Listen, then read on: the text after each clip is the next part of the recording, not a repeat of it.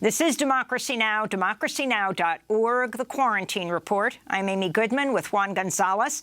Today marks 2 weeks from November 3rd, official Election Day. Amidst the pandemic, more than 30 million people nationwide have already voted through mail-in ballots or early voting, about a fifth of the total number of votes cast in 2016. It's shattering all records for voting. Early voting begins today in Wisconsin and Utah. As voters in the United States choose their next president, we spend the rest of the hour with journalist and professor Jelani Cobb. In the new Frontline documentary, Whose Vote Counts?, Cobb collaborates with Columbia Journalism School, Columbia Journalism Investigations, and reporters from USA Today Network to examine one of the first elections held during the pandemic, Wisconsin's April 2020 primary. This is an excerpt of the film, which he narrates. Long lines as folks wait for their polling place. You can see they've made it so difficult for people to vote here, just asking too much of people to come out with this virus going on. It was a major election in the middle of a pandemic. There's been confusion around what actually is allowed. It was difficult to request an absentee ballot. I didn't even know how to do it. I didn't know about that option to vote through the absentee voting. Mail ballots, they cheat, okay? People cheat. Mail ballots are fraudulent in many cases. Absentee ballots delayed in the mail. I requested an absentee ballot, but didn't come in time. It never came. So I was forced to go and vote at one of the 5 polling stations.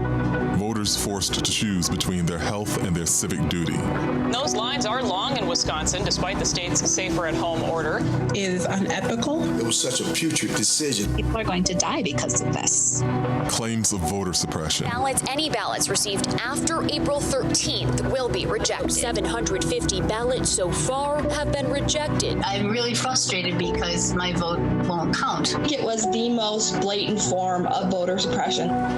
Was this all a view of things to come? I just can't imagine that somebody would do that in this country. In the impending presidential election.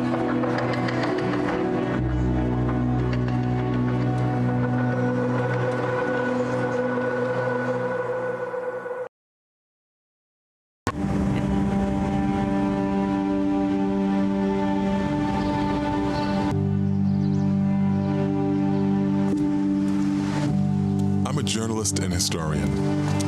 I've been studying American elections for years, but I've never seen anything like this moment. The threat of a constitutional crisis over an election with the votes of many Americans, especially people of color, may not count. First of all, were you able to vote? You know, I was not, but I had a absentee ballot. These people wanted to vote this past April in the battleground state of Wisconsin. A primary that would turn out to be a telling dress rehearsal for the election chaos the rest of the country is now engulfed in. I think we're seeing elected officials, specifically on the Republican side, that are playing politics with people's lives. I started focusing on the state because of its pivotal and deeply partisan nature. It split down the middle between Republicans and Democrats, and it gave Donald Trump the presidency in 2016 by the exceedingly thin margin of 22,000 votes. It's a microcosm of America these days. I do believe that there is an attack on our democracy right now. And along with colleagues at the Columbia Journalism School, I began doing remote interviews there when the pandemic was just taking hold. We don't need to be trying to have an election in the middle of a pandemic. With reporters from the Milwaukee Journal-Sentinel and USA Today, we examined the voting, especially the absentee ballots, how they were used and counted, and the political and legal fights around them. An excerpt from the Frontline documentary, Whose Vote Counts?, premiering tonight, Tuesday night on PBS. We're joined by Jelani Cobb, the producer and narrator of and reporter of the Frontline documentary, Whose Vote Counts?, that premieres tonight on PBS. He's a professor of journalism at Columbia University and a contributor to The New Yorker magazine. Jelani, it's great to have you back with us. You talk about Wisconsin, which begins early voting today, as a kind of microcosm of America. Why? Why did you focus there, and what are you most concerned about? Well, I mean, there were so many things in Wisconsin. You know, we were looking at all of the potential obstacles. So we started this project before the coronavirus hit. And we were looking at all the potential dynamics that could impede people's ability to cast a ballot. And when we were looking around, we saw Wisconsin, just so many of them were happening in Wisconsin. And it was also important, for us to look at Wisconsin, not only because of what's happened there in the last decade under Scott Walker and the Republican legislature and the extreme gerrymandering that's there, the really strict voter ID law, one of the strictest voter ID laws in the country, all of those things that we thought were significant. But also, they were, this is a state where, the presidency was essentially decided in the last election. Just that sliver of 22,000 votes, and things would turn out a different way. And so that was all looking around and saying that this was important. And then one other additional factor is that it's a state in the north where we wanted people to be aware that this is not just the familiar John Lewis story of Selma and Mississippi and Georgia and South Carolina, the places that we know to be the kind of usual suspects as it relates to voter suppression. We're now looking at a fire that has spread across the country, and we're dealing with voter suppression concerns in states that were in the Union, and Wisconsin, which is where the Republican Party was founded, by people who were outraged by the 1854 Kansas-Nebraska Compromise that might have allowed the further spread of slavery. And so you have this bastion of progressivism, this place that is a cornerstone of American progressive politics. And now we're mired in a situation wondering about whether or not people will have access to the vote. And one last thing I do want to say before I kind of go to further in the conversation is that I'm the correspondent and narrator for the film, but my colleagues June Cross and Tom Jennings are the producers for it.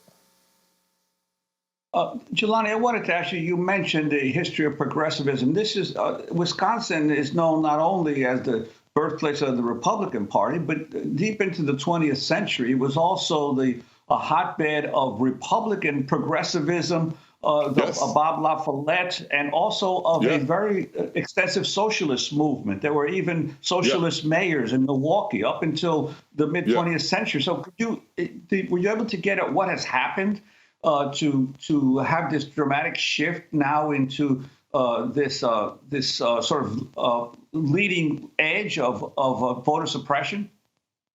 Sure. And I'll just say really quick as an aside, Juan, it's really great to talk to you. I use your book in my class, and so I'm glad to be able to have this conversation with you.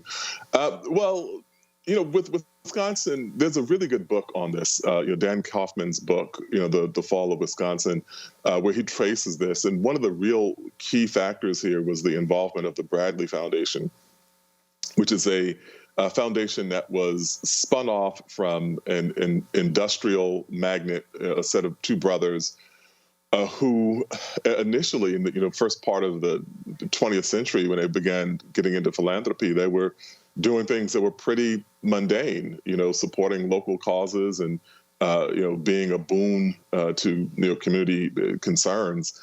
And then they kind of veered seriously to the right, in the 1970s, 1980s.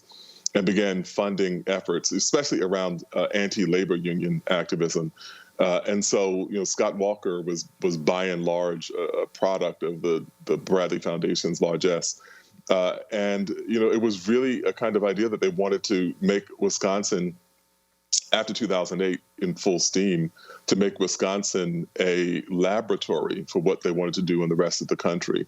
And so it almost seems too perfect when we look at the issues that are there. It's a kind of, checklist of the things that we think about with the right wing. And the assault on labor unions, the assault on voter protections, the assault on all the aspects of the social safety net.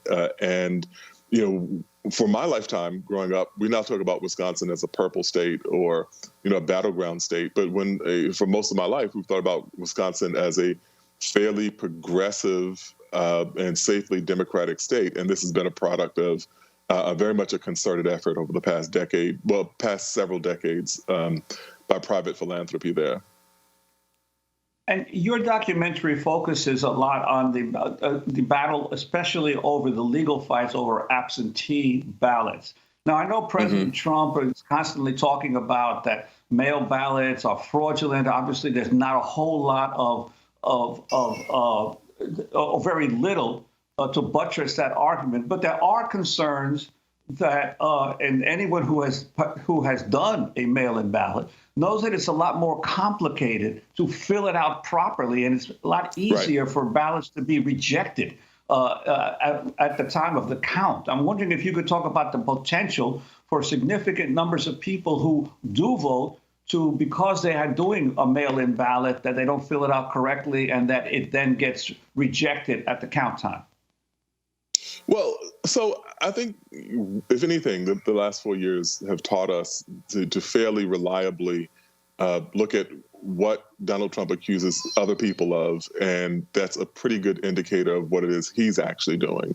And so the allegations that, mail-in voting is rife with fraud and people cheat and they do all these, that doesn't hold up, including, states like Oregon, where they conduct their their elections entirely by mail.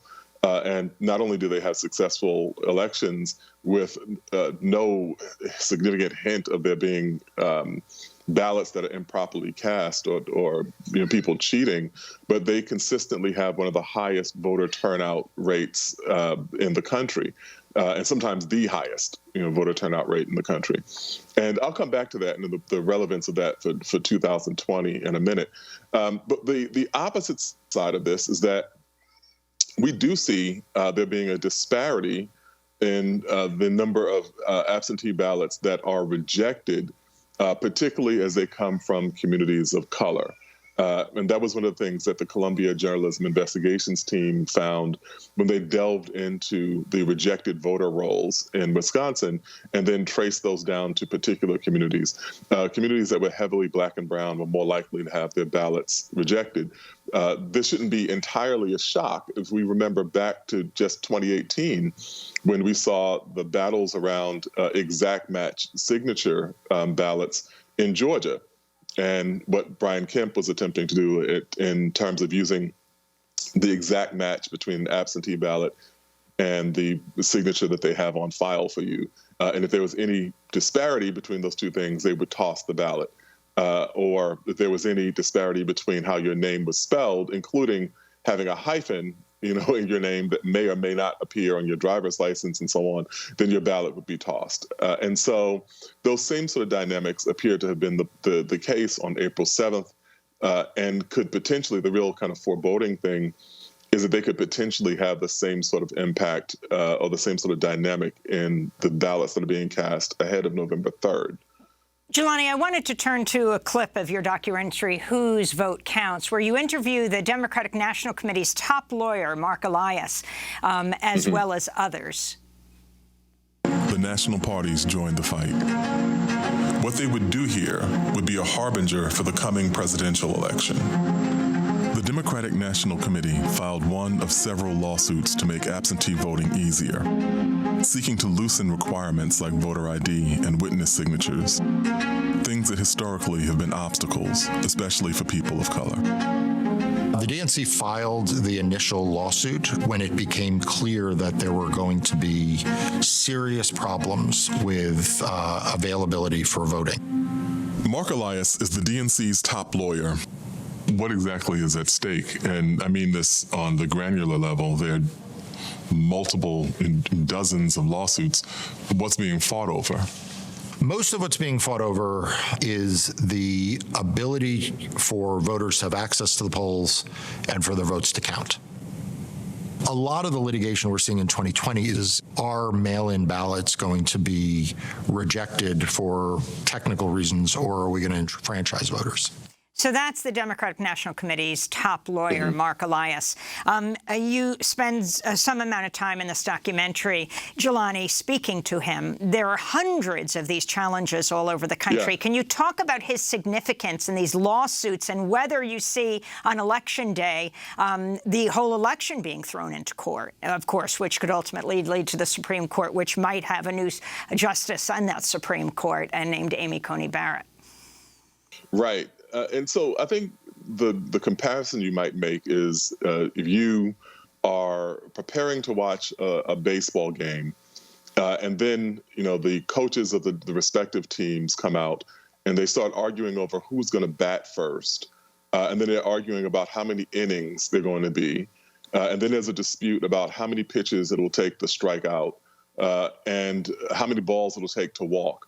And every single aspect of how the game is played is up for dispute.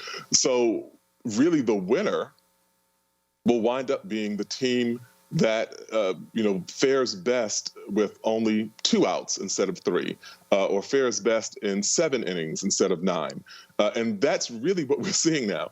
These lawsuits across the country are fighting about how much early voting there'll be, about how long after the election a vote that is cast by mail can come in and still be counted, when they have to be postmarked by, like every kind of particularity that you can imagine as it relates to this election is being fought over. And I think the last count, there were 241 lawsuits between the Democrats, Republicans, outside interested parties, and they're going through dozens of states. And so when we get to the tallies on November 3rd, and however long after that it takes for us to understand who has actually won, some part of that will reflect what was won and what was lost in these lawsuits that have been kind of working their way through the system for the past several months. And Jelani, you mentioned these battles. I recall back in the 2000 election when they were counting ballots in Florida, that the Republican Party fought very hard to assure that military ballots, absentee ballots that had come in from overseas after the deadline, would still be counted, and raise the issue, how can you disenfranchise a serviceman overseas? And they successfully got an extension for the military ballots that were coming in late. Now we're seeing the Republican Party doing the opposite, trying to prevent any ballots that come in after the election day from being counted. But I wanted to ask you about Hans von Spakovsky, who you deal with, and the role he's played in shaping the narrative for the Republican Party around absentee ballots and how they're subject to fraud. Sure. Just as a quick point about your first point relating to people fighting to have absentee ballots from military people serving in the armed forces still be counted. The entire Republican Party is not a monolith on this. So what Donald Trump says and what other people in the party will tell you if you kind of talk to them are not necessarily the same thing. Because a lot of older people prefer to cast their ballots by mail, and a disproportionate share of the Republican electorate is older.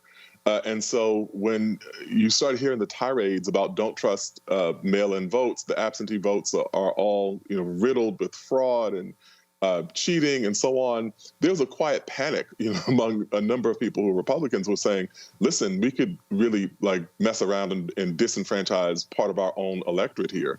And so I think that's been a concern, a very obvious concern. Now, about Hans von Spakovsky, he's an interesting figure. I would say arguably more than anyone else, von Spakovsky is responsible for the promulgation and proliferation of the concern about voter fraud. This has been his issue. He's been their guy on this thing. He created a database with the Heritage Foundation that logs instances of alleged voter fraud. Our investigation pointed to something else, that many of the cases that were there were simply people who... Jelani, we have 20 seconds. People who made mistakes in casting their ballot and so on. And so he's really been more responsible than anyone else for promulgating the myth of voter fraud.